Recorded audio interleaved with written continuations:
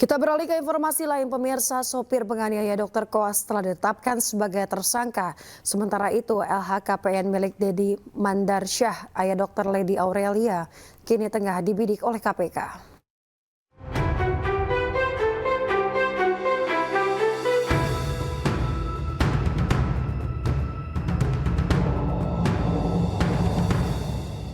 Kasus penganiayaan dokter koas di Palembang, Sumatera Selatan berbuntut panjang. Kasus ini tak hanya di bawah penyelidikan polisi, namun KPK juga mulai menyoroti keluarga Lady Aurelia Pramesti. LHKPN ayah Lady yang saat ini menjadi Kepala BPJN Kalimantan Barat, Dedi Mandarsyah, menjadi sorotan. Dalam LHKPN tahun 2023, tercatat Dedi miliki tanah dan bangunan senilai 750 juta, mobil senilai 450 juta, dan harta bergerak lain senilai 830 juta. Dedi juga miliki surat berharga senilai 670 juta dan uang kas sebesar 6,7 miliar rupiah. Total harta Dedi Mandarsyah mencapai 9,4 miliar rupiah. Saat ini KPK menganalisa kewajaran penambahan harta milik Dedi. Tidak tertutup kemungkinan Dedi akan diperiksa jika KPK memerlukan klarifikasi atas harta kekayaan miliknya. Sementara harta kekayaan Dedi terus mengalami peningkatan sejak 2019 hingga 2023 lalu. Pada tahun 2019, harta kekayaan Dedi sebesar 6,4 miliar rupiah. Dalam waktu 5 tahun, harta kekayaan Dedi meningkat sebanyak kurang lebih 3 miliar rupiah. Saat ini polisi menetapkan supir keluarga Lady, yaitu Fadila alias Datuk, sebagai tersangka penganiayaan Lutfi, seorang dokter koas Rumah Sakit Siti Fatimah Palembang. Pelaku pun mengaku bersalah dan meminta maaf atas perbuatannya. Meminta maaf kepada korban Lutfi dan keluarganya karena saya telah melakukan penganiayaan kepadanya. Dan juga kepada keluarga Ibu Lina, Bapak Dedi dan Lady, saya meminta maaf yang satu-satunya karena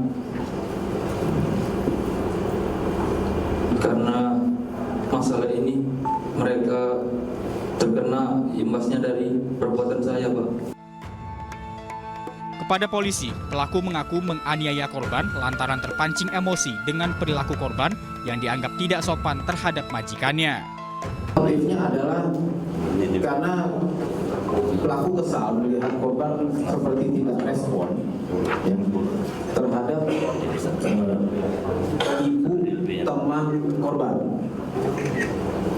yang bernama, saya inisial, Ibu SM. Ya, ini ibu dari teman korban yang bernama LD. Sehingga pelaku emosi dan langsung melakukan penganiayaan.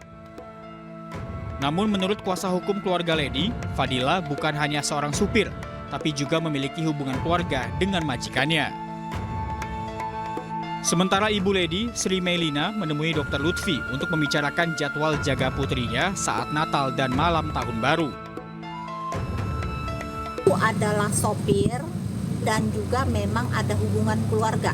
Ibu Lina ini sebenarnya bertujuan untuk berkomunikasi. Mungkin dia menganggap anaknya tidak bisa berkomunikasi dengan rekan sesama mahasiswa, sesama peserta koas gitu.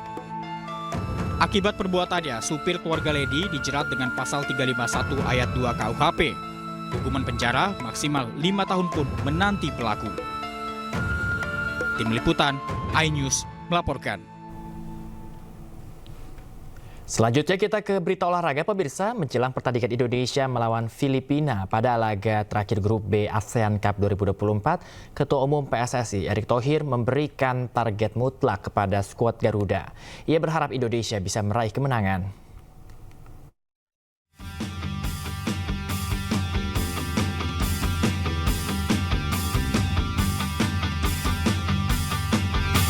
Indonesia akan menjamu Filipina pada laga terakhir grup B ASEAN Cup 2024 di Stadion Manahan Solo, Jawa Tengah pada 21 Desember 2024. Performa timnas Indonesia di fase grup masih kurang meyakinkan. Dari 3 partai, Pratama Arhan dan kawan-kawan memetik 1 kemenangan, 1 imbang dan sekali kalah.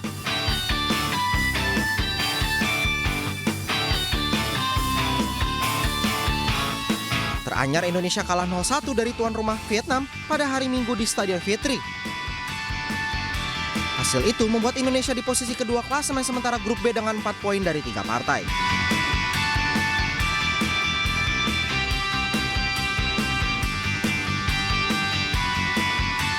Raihan ini membuat Ketua Umum PSSI Erick Thohir memberikan target mutlak kepada skuad Garuda dengan meraih kemenangan melawan Filipina.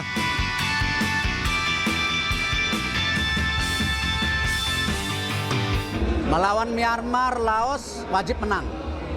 Melawan Vietnam seperti hitungan kalah terhormat, kalau bisa seri luar biasa. Tadi malam pemain-pemain menunjukkan permainan yang baik. Ya belum maksimal, baik, ada kesempatan tapi baik. Nah, jadi saya akan minta lagi seluruh tim ya untuk kembali sama-sama bersatu.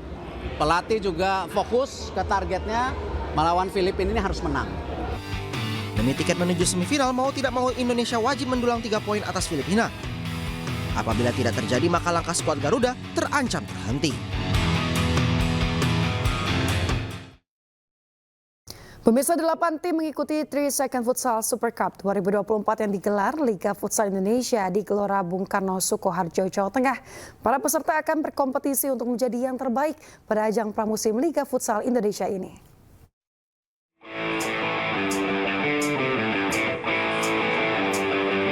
Delapan tim futsal turut meramaikan turnamen pramusim Pro Futsal League 2024-2025, yakni 3 Second Futsal Super Cup 2024.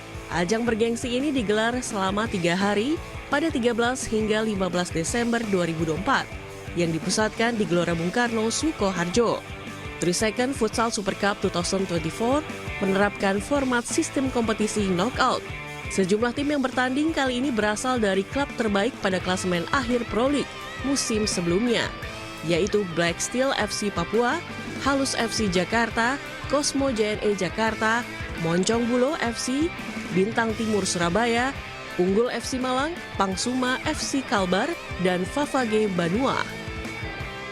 Lebih baik lagi rakyat di semua daerah kita bisa menyelenggarakan biar semua bisa merasakan atmosfer dari liga futsal profesional dan tim-tim profesional yang ada di Indonesia. Pertandingan hari pertama berhasil menyaring beberapa tim untuk maju ke perempat final, yaitu Black Steel Papua setelah menang 4-2 atas Halus FC. Cosmo JNE FC yang unggul 5-1 atas Moncong Bulo FC, Bintang Timur Surabaya yang juga unggul 2-0 atas FC Malang, dan Pangsuma FC yang menelan kekalahan 0-3 dari Favage Benua. Dari Sukoharjo, Zanuar Setiaji, iNews melaporkan. Turnamen tenis Piala PJ Gubernur DKI Jakarta resmi dibuka hari ini di Jakarta Pusat. Acara ini juga menjadi ajang mencari bibit atlet profesional sekaligus menjadi sarana peningkatan kemampuan para atlet.